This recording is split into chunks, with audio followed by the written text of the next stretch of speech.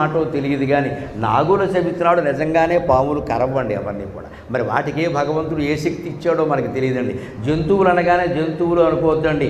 వేదంలో ఉన్న ఒక రహస్యం చెబుతున్నా, వేదభాష్యంలో చదివి నేను ఔరా హైందవ జాతి అనుకున్న మాస శివరాత్రి నాడు కుక్కలు భోజనం ముట్టవుటండి, ఉపవాసం ఉంటాయట.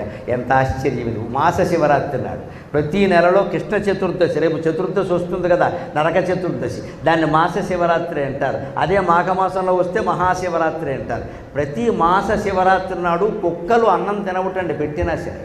వాటికి కూడా తెలుసుట ఈరోజు మాస శివరాత్రి తినకూడదని.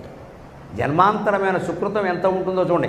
నమక చమకాల భాష్యంలో చూశాను నేను ఈ విషయాన్ని. ఔరా ఋషిజాతి ఇది, ఋషిజాతి ఇది, ఇక్కడ పుట్టిన కుక్క కూడా ఏనుగుతో సమానమే అనుకున్నా. దానికి ఎంత జ్ఞానం ఇచ్చాడో భగవంతుడు. మాస శివరాత్రి నాడు ఓ రొట్టె మొక్క బారేసినా, ఏది బారేసినా అది తిందట. ఆ 24 గంటలు అలాగే ఉండి మర్నాడే తింటుందట. అంతటి జ్ఞానం దానికి